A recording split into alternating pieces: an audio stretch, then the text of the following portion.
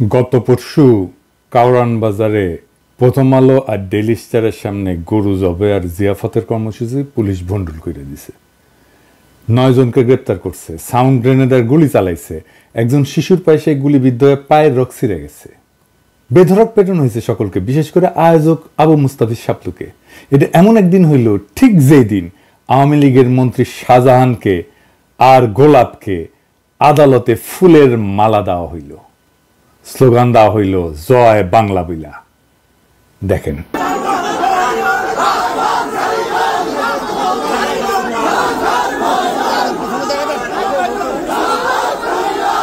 এর আগেও হাস্যোজ্জ্বল আওয়ামী লীগের মন্ত্রীদের দেখেছেন না, হাত করা না পড়ায় বাংলাদেশের ঠোলারা নিয়ে যাচ্ছে। তো কেন এই জিয়াফত? আসেন আমরা সংগঠকদের কাছ থেকেই শুনিনি। যত ভাই ব্রাদার আছেন আপনারা গরু জবাই দিয়ে এবং হিন্দুত্ববাদের বিরুদ্ধে গরু জবাই হচ্ছে প্রতীক। এই গরুর লড়াই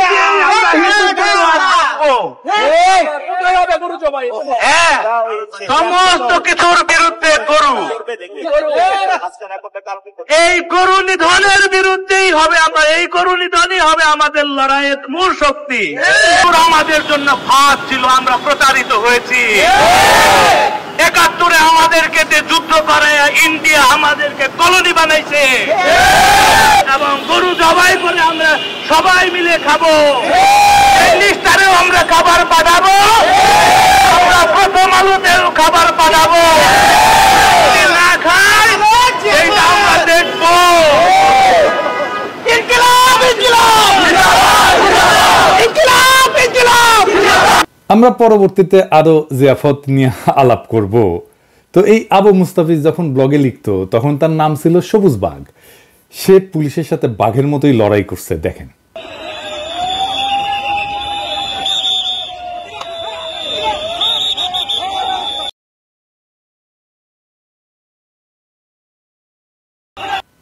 সাবাস শাপলু। ওই কর্মসূচি ভণ্ডুল করে দেওয়ার পরে পুলিশ নিজেই আগুন জ্বালায় যেন দায় দিতে পারে আমাদের সাথীদের।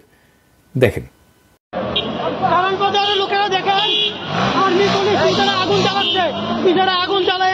এখানে আমরা যারা ছিলাম শান্তিপূর্ণভাবে আন্দোলন করছিলাম, সে আন্দোলনকে আগুন আমরা শান্তিপূর্ণ অবস্থায় আমরা অবস্থান করছিলাম। বন্ধ করছে, বাতি বন্ধ করছে, আমাদের এখানে গরু জব করতে দেয় নাই, এখানে পাক করতে দেয় নাই। এগুলো ভারতীয় রয়ের দালাল, এগুলো মোদী দালাল, এগুলো হাসিনা যারও সন্তান।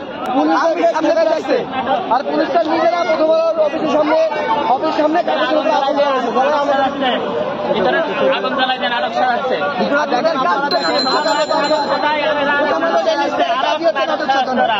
আগুনটা কারা লাগাইলো? পুলিশ আগুন ধরাইছে, পুলিশ আগুন ধরাইছে, পুলিশ আগুন ধরায় আবার নাটক সাজাচ্ছে। আমাদের তো লাঠিচার্জ করছে, আমাদের সাথে সাথে সরাই দিয়ে ওরা নিজের আগুন লাগিয়েছে আমাদের উপর দোষ চাপানোর জন্য।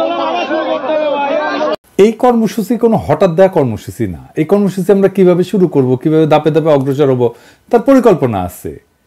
এটা তো আমাদের দীর্ঘদিনের কর্মসূচি রে ভাই। এটা তো আমরা হঠাৎ করে শুরু করি নাই। শুধু মাস্টার মাইন্ডেরই মেটিকুলাস প্ল্যান থাকে না, আমাদের মতো আমজনতারও প্ল্যান থাকে। জিয়াফতের কর্মসূচি নতুন না। এই আবু মুস্তাফিজি শাহবাগে মোদির আগমনের প্রতিবাদে গরু জবাই আর জিয়াফতের কর্মসূচি পালন করছিল। ডেইলি স্টারের নামাজ পড়া আর মাদ্রাসা ছাত্রদের ডাকার বিরুদ্ধে আমাদের সকল সেকুলার মহল কি মহা হাউকাও লাগাই দিছে। স্টার বা প্রথম আলোকে গালি দেওয়া হয়েছে, দেওয়া হয়নি। অনেকে হামলা করা হয়েছে, তাও হয়নি। জাস্ট ওটার সামনে নামাজ পড়া হয়েছে প্রতীকী কার্যক্রম হিসাবে। এটারই অনেকে ফেসিবাদ বলতেছে। আসলে নামাজ পড়াটাই তাদের কাছে ফেসিবাদ। তারা নামাজকে গোপন এবং ব্যক্তিগত উপাসনা হিসেবে গণবিচ্ছিন্ন করতে চায়। এই জন্য মুসলিমরা রাস্তায় নামাজ পড়লেও সেকুলাররা নিজেদেরকে ভিকটিম মনে করে, কারণ তারা মুসলমানের উপাসনাকে গোপন নিষিদ্ধ ট্যাবু হিসেবে রাখতে চায়। কেন জানেন? কারণ সম্মিলিত মুসলমানদেরকে তাদের ভয়। যে কারণে ভারত মুসলমানদের সম্মিলিত ইফতার এবং জুম্মাতেও বাধা দেয়। হাসিনার আমলে যেমন ইফতারে বাধা দিত শিক্ষা প্রতিষ্ঠানগুলোতে, বিশ্ববিদ্যালয়গুলোতে। প্রথম আলো, ডেইলি স্টার ওয়ার অন টেররের বরকন্দাজ ছিল। তারা যৌথভাবে মুসলমান নিধনের ন্যারেটিভ বা বয়ান তৈরি করছে। সাধারণ আলেম আর মুসলমানদের হত্যাযোগ্য বলে বৈধতা উৎপাদন করছে। তো কে যে দাঁড়াবে? মাদ্রাসা ছাত্ররাই তো দাঁড়াবে তাইলে এর বিরুদ্ধে। দেখেন, লিখেছে যে নেশা করে না, প্রেম করে না, বা নারীদের দিকে তাকায় না, ছাত্র ভালো, কারণে অকারণে টাকা চায় না বাবা মায়ের কাছে, ধর্মীয় অনুশাসন কঠোরভাবে মেনে চলে, সে নাকি জঙ্গি। এইটা প্রথম আলোর বয়ান। একজন স্বাভাবিক মুসলিম তরুণ যে কিনা তার ধর্মের কাছাকাছি থাকতে চায়, সে জঙ্গি। এই বয়ান প্রথম আলোর তৈরি। ছোটবেলা থেকে শিশু কিশোরদের মনে ইসলাম ঘৃণা ঢুকায় দেয়। এই যে দেখেন, এখানে বলতেছে যারা গরু খায় তারা নিম্ন প্রজাতির প্রাণী। এটা কার কথা? মোদির কথা, এটা RSS এর কথা, এটা বিজেপির কথা। এই জন্যই তো গরু জব দিচ্ছি, তারা নাকি বস্তুনিষ্ঠ সাংবাদিকতা করে। তাইলে দেখেন কিভাবে আবরারের মৃত্যুর রহস্যজনক বলে। আসেন ওই আলাপে আর না যায়, এগুলো মেলা দেখানো সম্ভব, কয়টা মাত্র দেখাইলাম আর কি। প্রথম আলো আর ডেইলি স্টার নিয়ে একটা বিশাল বড় অ্যালবাম করব, ছাপাবো এবং এটা ইংরেজি কইরা সারা দুনিয়াতে বিলাবো। তো গত পরশু রাতে প্রথম আলোর সামনে ঘটনাটা কিভাবে ঘটলো, ওই দিন আমি সকালে একটা ফোন পাই, গরু নিয়ে পুলিশ কারণ বাজারের দিকে যাইতে দিতেছে না। আমি বলি যে পুলিশকে দেন, আমি কথা বলি। আমি তখন ট্রেনে যাইতেছি, যে না ভাই, পুলিশের ADC ফোন ধরলো, সম্মানের সাথে কথা বললো, দাদা আপনার ভিডিও দেখি, আপনি আমার প্রিয় মানুষ, মেলা কিছু। আমি কইলাম বাধা দিচ্ছেন কেন? উনি বললেন যে এটা রাস্তা যাতায়াতের সমস্যা হয়, একটু পাশে কাটাকাটি করেন, আমরাই সিকিউরিটি দিব। আমি কইলাম আচ্ছা ঠিক আছে, তাই হবে, কোনো ঝামেলা হইলে কিন্তু আমারে কোয়েন। আমি কিন্তু বলছিলাম ওদের মুরব্বী হিসেবে আমারে কোয়েন। আমি ভিডিও তো বলছিলাম, সবকিছু ঠিকঠাক মতো চলতেছিল। হঠাৎ ওই জায়গায় লাইট অফ করে দেওয়া হয়, তারপরে কোনো ইস্কানি ছাড়াই পুলিশ বেধড়ক পিটাইতে থাকে। আপনার ওই সময় লাইভ ভিডিওটা দেখেন, আমার কথা বিশ্বাস করার দরকার নেই। সবাই নিজ নিজ জায়গায় বসে পড়েন ভাই, বসে পড়েন।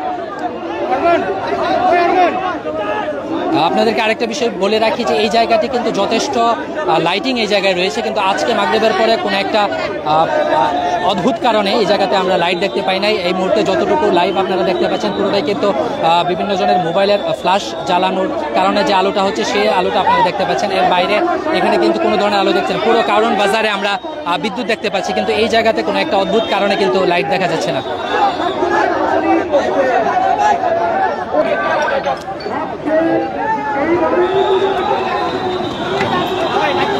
দর্শক, এখানে কিন্তু একটা বেশ চাঞ্চল্য অবস্থা তৈরি হয়েছে। আমরা কিন্তু দেখতে পাচ্ছি যে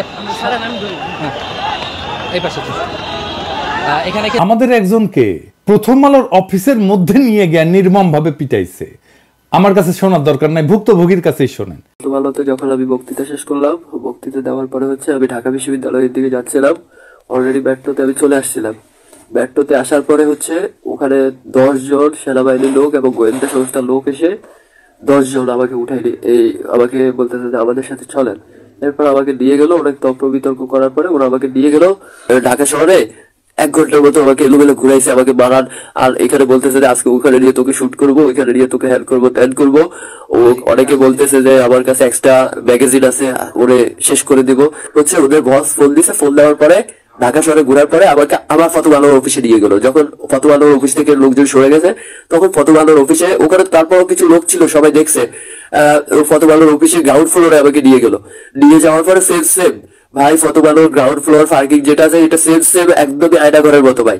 আয়নাঘর যতটুকু শুনছি, আয়নাঘর থেকেও ভয়ঙ্কর। ওখানে নিয়ে যাওয়ার পরে 10 জন সেনাবাহিনী এবং গোয়েন্দা সংস্থার লোক আমাকে কুকুরের মতো পিটাইলো, কুকুরের মতো একদম ভাই, কুত্তার মতো আমাকে পিটাইছে, কুত্তার মতো। বলতেছে যে তুই এই সরকারের বিরুদ্ধে বলিস। আমি বললাম যে ভাই, এই সরকারকে আমি রক্ত দিয়ে বসাইছি, আমি কেন এই সরকারের বিরুদ্ধে বলবো? এবারে আমার ফেসবুক চেক করে দেখলো যে না, হ্যাঁ, আমি প্রতিটি আন্দোলনের সাথে ছিলাম, প্রতিটি ক্ষণমুহূর্তে আমি ছিলাম। এরপরে আমাকে বলতেছে তাইলে তুই ঠিক আছে আন্দোলন করছিস, এখানে কেন আসছো? আমি বলছি যে আমি বৈষম্য বিরোধী ছাত্র আন্দোলনের সাথে যুক্ত, যার কারণে বিভিন্ন ন্যায়সঙ্গত যুক্তিক দাবির সাথে আমি একমত পোষণ করার জন্য আসি। এই ছেলেটা কে জানেন? এই ছেলেটা হচ্ছে সেই ছেলে যে এর আগে প্রথম আলোর সামনে একটা মাইক্রোফোন নিয়ে পরের দিনের প্রোগ্রামের প্রচারণা চালাইছিল। পুলিশ বলছে তারা নাকি 6টার মধ্যে শেষ করতে বলছিল, করে নাই। তো ভাইজান, আমরা কেন কইলেন না যে দাদা ওনাদের শেষ করতে বলেন? এই কারণে শেষ করা দরকার। আপনারা তো জানেনই, আমি ভিডিওতে পর্যন্ত বলছি, আমারে বলবেন আগে। একটা ঘটনাকে শান্তিপূর্ণভাবে মোকাবেলা করার সুযোগ ছিল, সেটা কেন শক্তি প্রয়োগ করলেন? আমারে বললেন না কেন? আমি না পারলে তখন বলতেন যে আপনি তো পারলেন না। এইটার উত্তর আমি পাইছি। এটার উত্তর হইতেছে তারা শিক্ষা দিতে চাইছে। মাইকটা আসলে তাদেরকে দেয় নাই, মাইকটা দিছে আমারে। দেখাতে চাইছে আমার আহ্বানে যদি কেউ আসে তাহলে এইভাবে ঠান্ডা করা হবে। এটাও একজনের মেটিকুলাস প্ল্যান। প্রধান উপদেষ্টার দপ্তরে আমি আজকে আর নাম কইলাম না, আমি তিক্ততা বাড়াইতে চাই না, কিন্তু আমি জানি এই ঘটনা কিভাবে ঘটছে, কে এটা পাঠাইছে। আমরা প্রথম আলো রেলিস্টার বন্ধ করতে বলি নাই, হামলাও করি নাই। হামলার ঘটনা ঘটছে পুলিশি আক্রমণের পরে, এবং আমাদের একজনকে প্রথম আলো অফিসের ভেতরে নিয়ে পিটানোতে, এবং এর সাথে সাথে ডেইলি স্টারের সাংবাদিক আহমেদ কি জানো ইস্তেক, আমাদের ছেলেরা গুলি খেয়ে মারা যায়, সেটা নিয়ে উল্লাস করে ফেসবুকে পোস্ট দেয়। এইটা সাহেব দেখেন তো একটা একটা কইরা সে দাবি করে ডেইলি স্টার প্রথম আলো থেকে উপদেষ্টারা আসে। দেখেন সে কিন্তু আবার লিগ মুজিব নিয়ে বিশাল স্ট্যাটাস দেয়। আবার দেখেন কি পুরস্কার পাইছে মুক্তিযুদ্ধ জাদুঘর থেকে। দেখেন আবার দেখেন অমির রহমান পিয়ালারা উল্লাস করে আমাদের পিটাইছে প্রথম আলোর সামনে। তার মানে এইটা তারা কার হইয়া পিটাইছে? মোদির পান্ডা হইয়া পিটাইছে। তো জার্মানেরা যদি ভক্সওয়াগনের শেষকৃত্য করতে পারে, তাহলে আপনি কেন প্রথম আলো ডেইলি স্টারের জিয়াফত করতে পারবেন না? গরু যদি বিজেপির ভারতের রাজনীতি হয়, সেই রাজনীতিকে জবে করা আমাদের পাল্টা রাজনীতি, এটা করা নাকি যাবে না। তাইলে নাকি ইন্ডিয়ার হাতে অস্ত্র তুলে দেওয়া হবে। আমাদের সুশীলেরা বলে ইন্ডিয়া কি বসেছিল এতদিন? বসে থাকে নাই, তো বসে থাকবেও না। ইন্ডিয়ার ভয়ে কুকড়ে থাকার জন্য আমরা এত মানুষ জীবন দিছি নাকি? এটা দ্বিতীয় স্বাধীনতা এমনি এমনি দিল্লি দাসী প্রথম আলো ডেইলি স্টারের কাছে পরাধীন থাকার জন্য রক্ত দিচ্ছি আমরা। যেই রক্ত ঝরছে ডেইলি স্টার প্রথম আলোর ওইখানে, এই রক্তের হিসাব আমরা নেব, এই রক্তের বদলা নেব। আমরা কিন্তু জানি কারা প্রথম আলোতে যায়, আমরা জানি কারা প্রথম আলো ডেইলি স্টারের এক্সটেন্ডেড ফ্যামিলি, আমরা সব দেখতেছি। বাঙ্গু সুশীলেরা নিজের মুসলমান পরিচয় নিয়ে বিব্রত হইতে পারে। ইন্ডিয়া কি মনে করবে, ইন্ডিয়া এটাকে কিভাবে কাজে লাগাবে, এইটা নিয়ে তাদের আশঙ্কা হইতে পারে। কিন্তু দেশের মানুষ ঠিকই তার শত্রু চেনে। যেই মাত্র আন্দোলনে মুসলমান নাম চিহ্ন দেখেছে, এই বাঙ্গু সুশীলেরা ত্রাহি আর্তনাদ শুরু করে দিছে। এডিটোরিয়াল পলিসির বিরুদ্ধে পত্রিকার প্রধান কার্যালয়ের সামনে সংক্ষুব্ধ নাগরিকদের সমাবেশ এবং প্রতিবাদ পশ্চিমে একটা খুবই সাধারণ ঘটনা। দেখেন BBC, new York Times, CNN, এগুলো অনেক বহু সংবাদ মাধ্যম অফিসের সামনে সিরিয়াস টাইপের প্রতিবাদ করা হয়। আমাদের ছেলেরা কোনো সহিংসতা করছে? করে নাই। করলে এটা দায় আমার। প্রথম আলো ডেইলি স্টারের গণবিরোধী এডিটোরিয়াল পলিসির বিরুদ্ধে সমাজের একটা অংশ বিক্ষুব্ধ। এটা বলতে অসুবিধা কোথায়? আমাদের ভ্যালিড কনসার্ন শোনা উচিত। মতিউর রহমান আর মাহফুজানন্দর সাথে সরকারের প্রেজেন্সে আমি বসতে রাজি আছি। আমি দেখাই দেব কোথায় কোথায় কনসার্ন, এবং কোন পত্রিকার এইরকম এডিটোরিয়াল পলিসি থাকতে পারে কিনা। দেখেন কেমনে প্রতিবাদ হয় পশ্চিমা সংবাদ মাধ্যমের সামনে। ওরা পারবে, আমরা পারবো না। আবদার দেখা বাঁচি না, মাইর খেলাম আমরা, দোষ আমাদের। রাজশাহীতে প্রথম আলোর অফিসে হামলা হয়েছে কখন? আমাদের উপরে হামলার প্রতিক্রিয়ায়। একটা শান্তিপূর্ণ প্রতিবাদকে সহিংস করলো কে? প্রথম আলো ডেইলি স্টার নিজে।